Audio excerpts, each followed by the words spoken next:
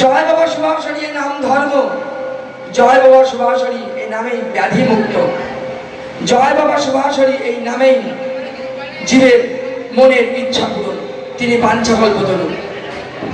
আমি তোমাদের প্রত্যেককে বলি, নামকে সঙ্গ করো, নামকে আপন বানাও, নামের মধ্যে তুমি স্বয়ং পরম ব্রহ্ম বাবা সুভাষরীকে পাবে। জয় বাবা সুভাষরী এই নামেই রোগ মুক্তি, এই নামেই জীবকুলের মুক্তি। অর্থের বিনিময় নয়, বরং অকৃত্রিম ভক্তি আর অটল বিশ্বাসের সুতোয় বাঁধা পড়ে মানুষ এখানে খুঁজে পাচ্ছেন শারীরিক ও মানসিক প্রশান্তি। বনগাঁর নয়াকামার গ্রাম যেন হয়ে উঠেছে একখণ্ড স্বর্গ। গত শুক্রবার থেকে মঙ্গলবার 5 দিন ব্যাপী আয়োজিত পরম ব্রহ্ম সুভাষরী বাবার 73তম আবির্ভাব তিথি উপলক্ষে বাবা সুভাষ সেবাশ্রমে নেমে এসেছে ভক্তদের ঢল। বাবা সুভাষরী, যিনি একাধারে নিভৃতচারী, চাষী ও আধ্যাত্মিকতার বাঞ্ছা কল্পতরু, তাঁর চরণে সমবেত হাজারো ভক্তের বিশ্বাস কোনো আড়ম্বরে নয়, কেবল বাবার নাম স্মরণ এবং তার পবিত্র ধূলি ও জল গ্রহণের মাধ্যমেই দুরারোগ্য ব্যাধি থেকে মিলছে মুক্তি। বাবা ভক্তদের অভয় দিয়ে বলেন, তোমার সব রোগ, পাপ, দুঃখ, কষ্ট আমাকে দাও। তাঁর এই করুণাময় আহ্বানে আজ দিশেহারা মানুষের পথ প্রদর্শক। বিগত 34 বছর ধরে চলে আসা এই আবির্ভাব মহোৎসব এবছর এক ভিন্ন মাত্রা পেল পালপাড়ার স্বনামধন্য ইংরেজি শিক্ষক মিঠুন স্যারের উপস্থিতিতে। রবিবার অনুষ্ঠানের তৃতীয় দিনে তিনি তার শতাধিক শিক্ষার্থী ও অভিভাবকদের নিয়ে হাজির হন বাবার চরণে। ছোট ছোট ছাত্রছাত্রীদের ফুল, মিষ্টি ও নানা উপাচারে সাজানো তত্ত্ব নিয়ে শোভাযাত্রাটি ছিল এক দৃষ্টিনন্দন দৃশ্য। শিক্ষার্থীদের মধ্যে নৈতিক মূল্যবোধ ও আধ্যাত্মিক চেতনা জাগাতে এই উদ্যোগ গ্রহণ করেছেন মিঠুন স্যার। বাবার চরণে অঞ্জলি অর্পণের সময় শিশুদের কণ্ঠে বাবার মাহাত্ম্য নিয়ে আবৃত্তি ও ভক্তি গীতি এক স্বর্গীয় আবেশ সৃষ্টি করে। অনুষ্ঠানের শেষ লগ্নে মিঠুন স্যার সহজ ও সাবলীল ভাষায় ভক্তদের বুঝিয়ে বলেন কিভাবে ভক্তি ও নাম জপের মাধ্যমে অসাধ্য সাধন সম্ভব।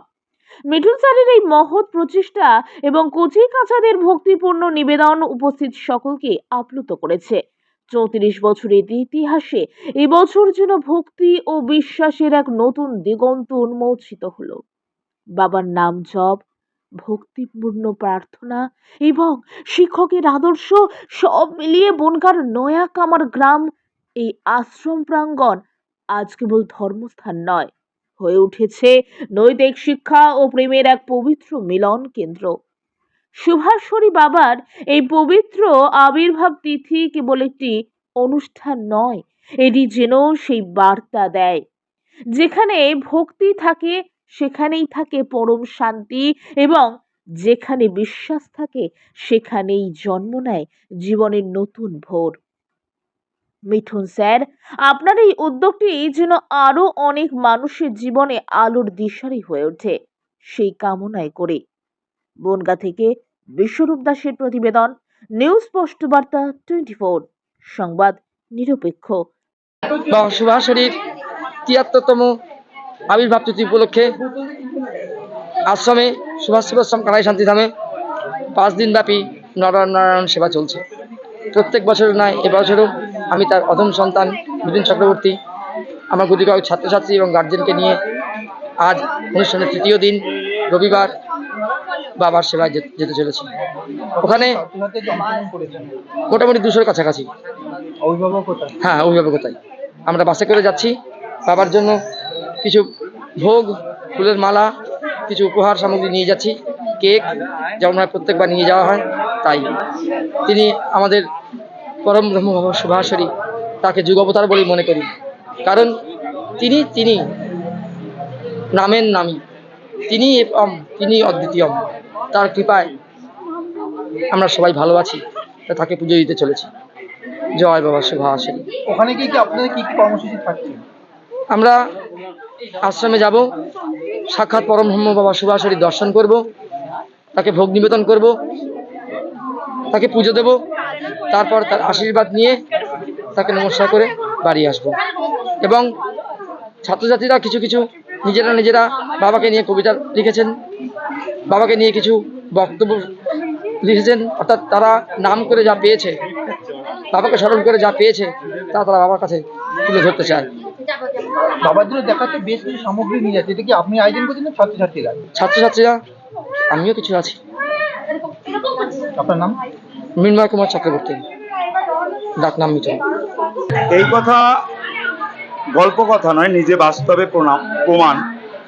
আমি 2013-12 সালে এখানে এসেছিলাম। আমি একটা কঠিন ব্যাধি, যে আমি নিজে জানি না কি হয়েছিল। ডাক্তার বলেছিল যে তোমার যা হয়েছে, তোমাকে যদি পরীক্ষা করতে বলি অনেক টাকা লাগবে, কিন্তু নির্দিষ্ট পরীক্ষা নেই যে তোমার কি রোগ নির্ণয় করার জন্য অনেকগুলো পরীক্ষা করতে হবে। তা তোমার যেহেতু আর্থিক অবস্থা খারাপ, তুমি তোমার মতো চলো। তখন আমি বিছানা সজ্জায়, তখন বাবার এক ভক্ত আমাকে এই বাবার নাম দেয় যে মৃত্যু সজ্জায় পড়ে আসিস, একবার সুভাষ বাবার নাম করে দেখ, যে জয় বাবা সুভাষ চাঁদ, জয় বাবা সুভাষ চাঁদ। এই নাম করে 8বার ধূলিবস্তু, 8বার নাম স্মরণ করে ধূলিবস্তু টানবি মাটিতে বসে, আর জল খাবি, ভাত খাবি, 8বার নাম স্মরণ করে দেখ কিছু বুঝিস কিনা। তো বাড়ি বসে এই নাম স্মরণ করে এই নিয়মটা পালন করি। সকালে 1 ঘন্টা, রাতে 2 ঘন্টা। সে যেখানে নিরিবিলি বসা যায়, সে বিছানায়ও হতে পারে। একভাবে এক মনে এই জয় বাবা সুভাষ চাঁদ বলে ধুলি টানতে হয়। এই করতে করতে 3 দিন বা 4 দিন পরে অনেকটা শরীর হালকা হয়ে যায়। হালকা হওয়ার পরে আশ্রমে আমি আসি, যে তিনি কে, তার কাছে যাব। তো এখানে আসার পরে তিনি আমাকে দেখেন এবং আমার নাভির উপরে তার চরণখানি রাখেন। তারপরে তিনি জিজ্ঞেস করেন, কি বুঝিস? আমি তখন বলি যে আমি ভালো বুঝি। বলে, যদি ভালো বুঝিস তাহলে কোথায় যাস না, এখানে থাক। আর যদি মরার মতো মরতে পারিস তাহলে বেঁচে যাবি। অর্থাৎ কোনো দিকে না ছুটে যদি এখানেই থাকতে পারিস, তুই বেঁচে যাবি। এই কথা বলার পরে আমি বাড়ি চলে যাই। কিছুদিন পরে আমি কাজে ফিরে যাই। তোদের পাপের ভার আজও পর্যন্ত কেউ নেবে না। এই কথা কোথাও যদি শুনে থাকিস না শুনে, তাহলে সেটা বিচার করে দেখ। তখন মাথায় আসে, হ্যাঁ, আমার বড়রা তো বলে যে যাই করো পাপের ভার কেউ নেবে না। একমাত্র তিনি বলেন, বাবা সুভাষ চাঁদ ঠাকুর, যে তোদের রোগ পাপ যা কিছু আছে আমায় দিয়ে দে। তখন একদিন আমার নাভিতে আবার চরণ রেখে 1 গ্লাস জল হাতে নিয়ে বলে যে তোর রোগ পাপ যা কিছু আছে আমার এই চরণে ছেড়ে দে, আমি তোর সকল ভার নিলাম। এই কথা বলে সে ওই 1 গ্লাস জল খেয়ে নেয়। তারপর থেকে আমি সম্পূর্ণ সুস্থ হই। প্রথম জীবন থেকেই শাস্ত্র গ্রন্থ নিয়ে প্রচণ্ড পড়াশোনা করতাম। তারপর সায়েন্স নিয়ে যখন আমি পড়াশোনা করি, দুটোর মধ্যে আমি একটা কম্পেয়ার করতে চাই। কম্পেয়ার করে আমি দেখি যেখানে বিজ্ঞানের শেষ, ধর্মের সেখানে শুরু। বিজ্ঞান যেটা করতে পারে নাই, সেটা ধর্মের থেকে সেটা প্রমাণ করে দেখিয়ে দেয়। এবং এটা ভক্তিবাদের উপর প্রতিষ্ঠিত। when devotion will be established, everything will be established, nothing will be else. মানুষ যখন ভক্তিবাদের উপর প্রতিষ্ঠিত হয়, তখন আর সেখানে বাকি থাকে না। ভাগবতে একটা শ্লোক আছে, ভক্তির ভগত সেবা ভক্তি প্রেম স্বরূপণী ভক্তি আনন্দ রূপচ ভক্তি ভক্তস্ব জীবনম। আজ ভক্তিবাদের উপর মানুষ প্রতিষ্ঠিত নয় বলেই সারা পৃথিবীতে ধর্মের নাম করে বিজ্ঞান প্রযুক্তি যেখানে এত উন্নত, মারণাস্ত্র তৈরি করছে জনসাধারণের লক্ষ লক্ষ কোটি কোটি টাকার বিনিময়ে। মানুষ যদি সত্যিকারের মানবতা বোধ মানুষের মধ্যে থাকতো, ভক্তিবাদের উপর যদি প্রতিষ্ঠিত হতো, তাহলে মানুষের এই জনসাধারণ শ্রমিক কৃষকের কোটি কোটি টাকায় মারণাস্ত্র তৈরি করে এক দেশ অন্য দেশের উপর আক্রমণ করতে পারতো না, মানুষকে মারতে পারতো না। Fundamentally all men are same, but diversity of the law of nature. Our bodies consisting of 5 element, earth, water, fire, air, both, no doubt. সেখানে পারতো না। কিন্তু মানুষ যেহেতু ভক্তিবাদের উপর বিশ্বাসী নয়, তাই মানুষ সবসময় চাচ্ছে কি করে আমি অন্য দেশকে ওভারটেক করে তার মারণাস্ত্র তৈরি করে আমি মানুষ মারবো। আমরা পৃথিবীর দিকে তাকিয়ে দেখতে পাচ্ছি বর্তমানে মারণ যতটুকু সৃষ্টি হয়েছে সবে নিজেদেরই আত্ম অহমিকার উপর নির্ভর করে। করোনার সময় আমরা দেখেছি এত প্রযুক্তি বিজ্ঞান উন্নত, সেখানে কিছুই করতে পারে নাই, তারা ঠেকাতে পারে নাই। কিন্তু আমার বাবাকে আমরা বলেছিলাম, বাবা তুমি একটা বাণী দাও। তখন সুভাষ বাবা বলেছিলেন, সেটা আমরা মাইকে 2 দিন ফেস্টুন লাগিয়ে গঙ্গা শহরে প্রকাশ করেছিলাম, যে তোমরা আমার নাম 18 বার আমার নাম করে 18টা নিম পাতা আর 3টে গোলমরিচ একসঙ্গে বেটে 3 দিন পর পর খাবে। এবং 10 বছরের নিচে যাদের বয়স তাদেরকে একটু গরম জলের মধ্যে চা দেবে, দুধ দেবে না, চিনি দেবে না, ওইকে খাইয়ে দেবে 1 চামচকে 3 দিন। তোমাদের করোনা হবে না, হবে না, হবে না। আমাদের বাবার ওই ভক্ত 4.5 লক্ষের উপরে ভক্ত রয়েছে, কিন্তু কারোর করোনা আজ পর্যন্ত হয় নাই, কোথাও আমাদের কোনো দুর্ভোগ আমাদের হয়নি। বাবা প্রমাণ করে দিয়েছিল। এবং বনগাঁ সুপার স্পেশালিটি হসপিটালের 2 জন ডাক্তার এসে বাবাকে প্রশ্ন করেছিল যে আপনার আশ্রম থেকে ভক্তরা যে সারা টাউনে প্রকাশ করেছে আপনার বাণী, এটা কি সম্ভব? তখন বলে হ্যাঁ, এটা সম্ভব। আমি স্রষ্টা, আমি রক্ষাকর্তা, আমি পালন করতে, আমি সেটা প্রমাণ করে দিতে চাই, আপনারা সেটা দেখতে পাবেন। হ্যাঁ, এই জন্য আমি বিশ্বাস করেছি যে যেখানে বিজ্ঞানের শেষ, ধর্মের সেখানে সৃষ্টি। ধর্ম, both of ধর্ম and religion, spiritual power and science both are correlated.